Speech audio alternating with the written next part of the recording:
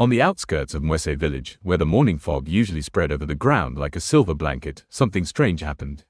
One morning the fog was thicker than usual. It enveloped the trees, fields and small houses of the village, swallowing up sound and light.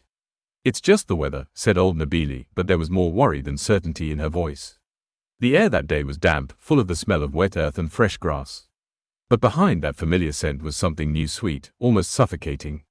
The fog persisted all day and grew thicker the next day. It did not seem to disperse even under the blazing sun. People began to whisper that it was a sign. "It's the spirits warning us," the women at the well whispered. "Something is coming." One night, as the village fell into silence, the fog suddenly moved. It began to thicken into one place, as if something was forming in it. The next morning, the people saw it. At the edge of the village, in the thickest fog, stood a woman.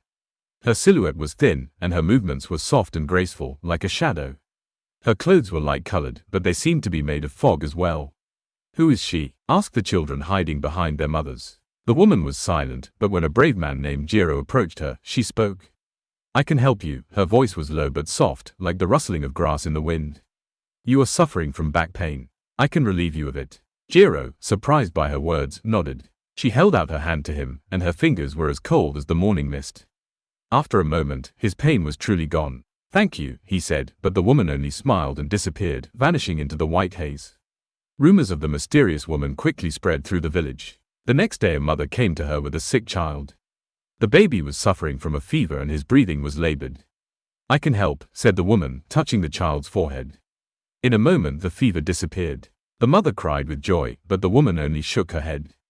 "I take neither gold nor gifts," she whispered. "My payment is different." The woman did not explain what she was taking, but people kept coming to her. Each time she helped, healed, relieved pain, restored strength. But after her visit, everyone felt strangely tired, as if a part of themselves was leaving with her. After a few weeks, the villagers began to notice strange things. Those who approached the woman began to change. Jiro, who was the first to receive her help, became silent. His eyes dimmed, and he no longer laughed as he used to. "It was as if he had lost a part of himself," said his wife, in a trembling voice. The children she had healed became quiet, their faces pale and their eyes empty. People began to whisper, "She takes something in return." One day a village elder, the wise Kabila, came to the woman to find out who she was and what she needed. "I help those who wish it," she replied, her eyes as misty as the air around her. "But every help comes with a price." "What are you taking away?" Kabila asked. She smiled, but there was something cold in that smile. "What you don't see." One day, when the woman reappeared, a young girl named Lembe, suffering from an old injury, went to her for help. The woman cured her, and Lembe returned home with a radiant smile. But 3 days later, she was found standing in a field near the village border. She was looking at the fog as if she saw something in it, but her eyes were empty.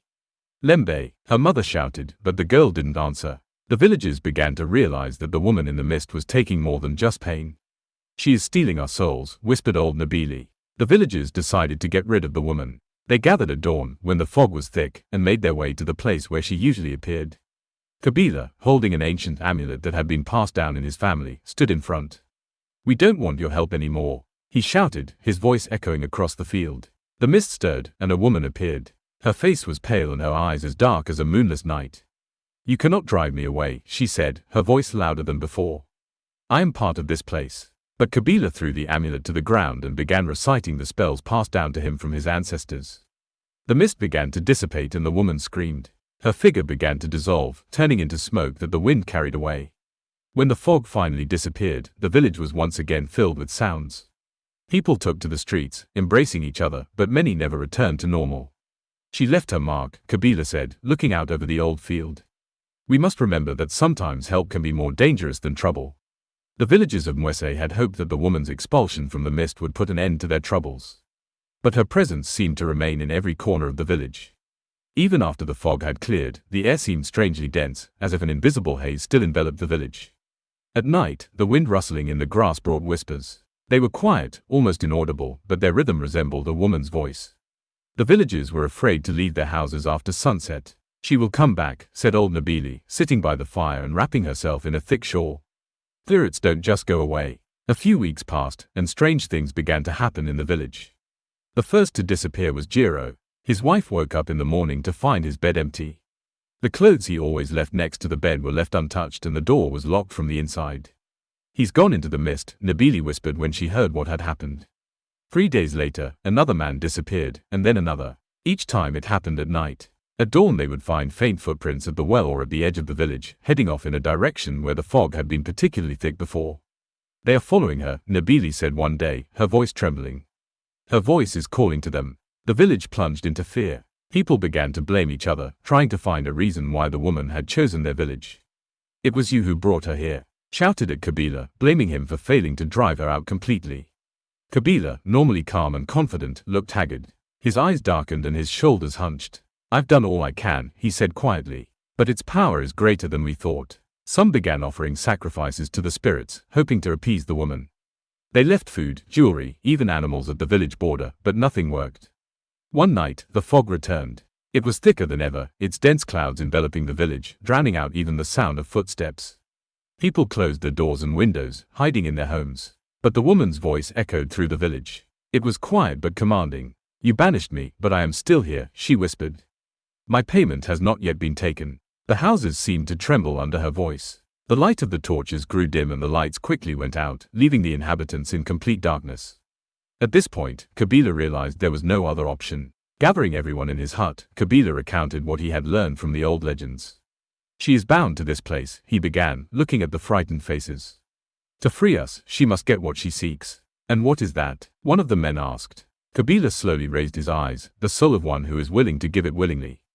The village froze. No one wanted to become that sacrifice. Everyone was afraid to even think of such a thing. "I'll do it," he said quietly, rising from his seat. The villagers tried to stop him, but he had already made up his mind. He took the amulet he had used to banish the woman last time and headed for the edge of the village, where the fog was especially thick. When Kabila reached the edge of the village, the woman was already waiting for him. Her figure was barely discernible in the puffs of fog, but her eyes glowed like two coals. "Are you ready?" she asked, her voice soft but penetrating. "If it will save my village," he answered, lowering his head. She held out her hand, and as Kabila took it, the fog began to thicken around him. His scream echoed across the savannah, but it was quickly silenced. The next morning, the fog was gone. The air was as fresh as after a rainstorm, and the village was once again filled with the sounds of life. But Kabul was never seen again. Do you think the woman was the village's salvation or its curse? Write your opinion in the comments and subscribe to our channel for more mystical stories that will make your heart beat faster.